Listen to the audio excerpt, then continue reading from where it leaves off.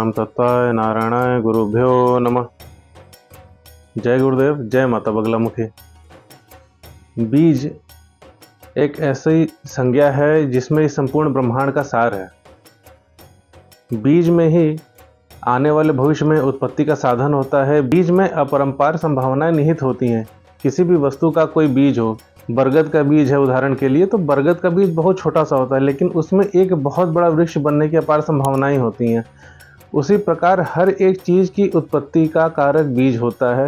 बीज से ही इस पूरे ब्रह्मांड की रचना हुई है। बीज अर्थात किसी भी वस्तु का मूल, उसका आधार, जिस पर वह वस्तु प्रकट है, आपके सामने आपको दृश्य हो रही है, आपको दिखाई पड़ रही है। इसी प्रकार से हर एक वस्तु, हर एक ध्वनि का भी अपना एक बीज होता है, जिसे बीज मंत्र कहते हैं।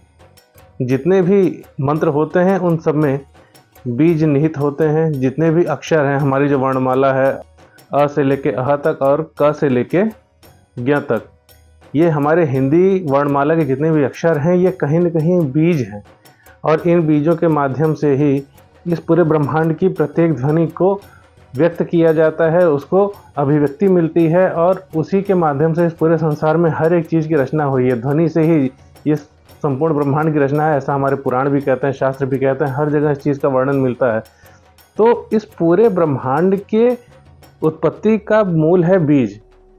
और उसी प्रकार से जितने भी हमारे मंत्र हैं, हमारा जो तंत्र शास्त्र है, मंत्र शास्त्र है, इसमें जितने भी मंत्र दिए गए हैं, इन समस्त मंत्रों के मूल में उस मंत्र का बीज होता है, जिसके माध्यम से वह मंत्र शक्तिवान होता है, ऊर्जावान होता है, चैतन्य होता है, और उस मंत्र को जपने वाले को यथेष्ट लाभ पहुंचा सकता है, जो लाभ पहुंचाने के लिए उस मंत्र का निर्माण हुआ है। तो इस प्रकार हर एक शक्ति के मूल में बीज होता है।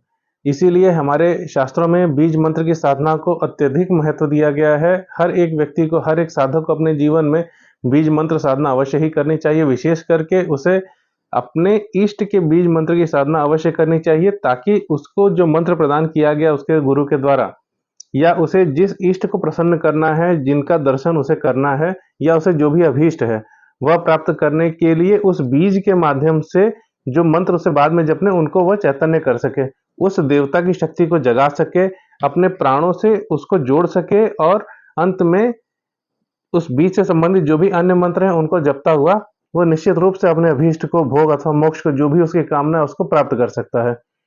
आज हम बीज मंत्र की चर्चा क्यों कर रहे हैं?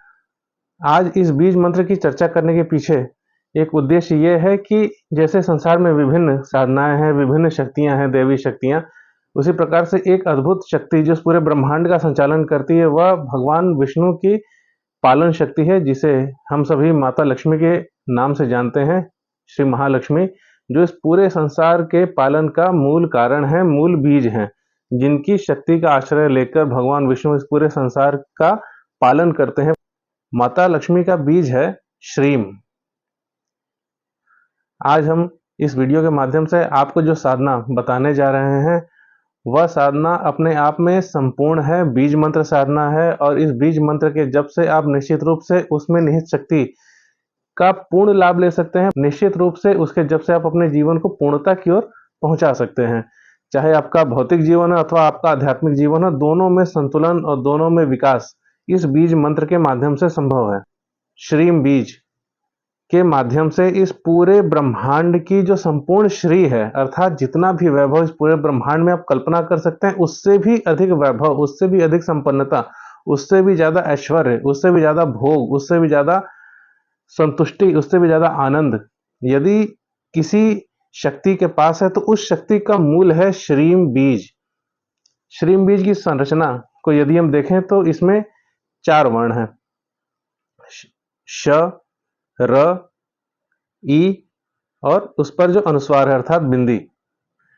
श बीज है माता महालक्ष्मी का, र बीज है धन धान्य का, ऐश्वर्य का, जो ई है वह प्रतीक है शक्ति का, अर्थात माता महालक्ष्मी की शक्ति को धारण करने वाला जो बीज है, जो धन ऐश्वर्य इस पूरे ब्रह्मांड की संपदा को धारण करने वाला बीज है, वह शक्ति। और उसके साथ है बिंदी, अर्थात मेरे दुखों का हरण करें, मेरी रक्षा करें। इस प्रकार श्रीम बीज का निर्माण होता है। और श्रीम बीज का अर्थ है कि हे धन धान्य ऐश्वर्य को धारण करने वाली हे माता महालक्ष्मी, मेरे दुखों का नाश करें, मेरी रक्षा करें। श्रीम बीज का इतना विस्तारित अर्थ है।